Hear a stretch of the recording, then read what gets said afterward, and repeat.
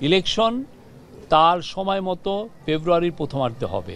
এখানে কোনো শক্তি নাই, কোনো আওয়ামী লীগের এই একটা দুইটা ককটেল নাই বা কোনো দেশি বিদেশি কোনো শক্তি নাই এই ইলেকশনকে তারা বানচাল করতে পারে। আর তাদের লক্ষ্য উদ্দেশ্য নির্বাচনকে বাধাগ্রস্ত তো করা, কিন্তু বাংলাদেশের মানুষ তো সুন্দর একটা ইলেকশন এর জন্য অলরেডি তারা প্রিপেয়ার্ড হয়ে গেছে।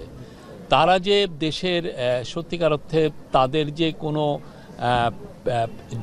জনসমর্থন নাই, তারা যে একটা টেরোরিস্ট অর্গানাইজেশন, তারা যে ভায়োলেন্সে সারা জীবন ধরে ভায়োলেন্স করে, আপনারা জানেন শেখ হাসিনা লগি বৈঠা নিয়ে তার লোকজনকে ডেকেছিলেন সেই অক্টোবর 28, 2006 লগি বৈঠার কারণে অনেকে বলেন সব মিলে পুলিশ এবং আমরা যেটা সোর্সের মাধ্যমে জানি যে প্রায় 12 জনকে আওয়ামী লীগের লোকরা পিটিয়ে মেরে ফেলেছিল। তো আওয়ামী লীগের তো ভায়োলেন্সের মানে হিস্ট্রি অনেক পুরনো, এটা নতুন কিছু না। তো ওরা আবারও সেটাই প্রমাণ করছে আওয়ামী লীগ। আমরা স্পষ্ট বুঝতে পারছি যে এটা নিষিদ্ধ ঘোষিত আওয়ামী লীগেরই কাজ। আওয়ামী লীগের আপনি জানেন যে এরা তাদের অ্যাক্টিভিটিস ব্যান করা হয়েছিল আন্ডার দ্য কান্ট্রিজ টেরোরিজম হয়, এবং তারা এই কাজগুলোর মাধ্যমে প্রমাণ করছেন এই যে কেন তাদেরকে সবাই ফ্যাসিস্ট বলে এবং কেন তাদেরকে আসলে এই ব্যান করা হয়েছিল, তাদের অ্যাক্টিভিটিস কেন ব্যান করা হয়েছিল, এরা খুব ভালোভাবে প্রমাণ করছেন। বাংলাদেশের মানুষ আওয়ামী লীগের থেকে বিরুদ্ধে দাঁড়িয়েছিল জুলাই আগস্টে, এবং নতুন বাংলাদেশ তারা তৈরি করছে।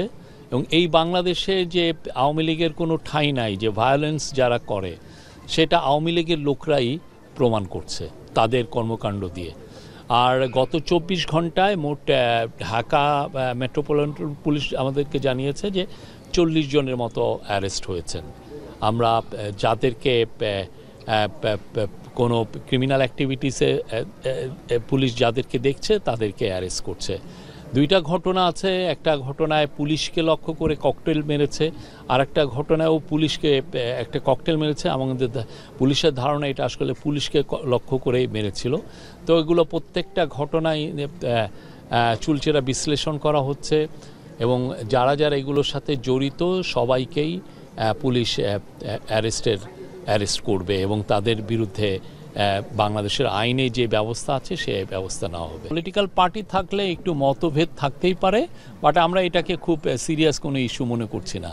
তো আমাদের যে এই যারা পলিটিক্যাল পার্টি যারা কনসেনসাস কমিশনের সাথে কথা বললেন, তারা 9টা মাস ধরে খুবই সৌহার্দ্যপূর্ণ পরিবেশে বাংলাদেশের ইতিহাসের সবচাইতে মিনিংফুল ডায়ালগটা করেছেন। এবং আমরা আশা করছি যে তারা এই যে একটু কিছু কিছু বিষয়ে তাদের মধ্যে যে একটা মতের অনৈক্য হয়েছে, সেটা মতৈক্য হতে একটা just matter of few hours হয়ে যেতে পারে। এবং দেখেন সবাই কিন্তু ইলেকশনের জন্য প্রিপারেশন নিচ্ছে। ইলেকশনের জন্য কেউ বলছে যে না যে আমি ইলেকশনের প্রিপারেশন, সবাই ইলেকশনের প্রিপারেশন নিচ্ছেন। অলরেডি বিএনপি তো 237টা সিটে তাদের নমিনেশন অ্যানাউন্স করেছেন। জামাতও আমরা শুনি যে তারা অনেক জায়গায় ঠিক করে ফেলেছেন যে তো বড় বড় দলগুলো তো সবাই প্রিপেয়ার্ড।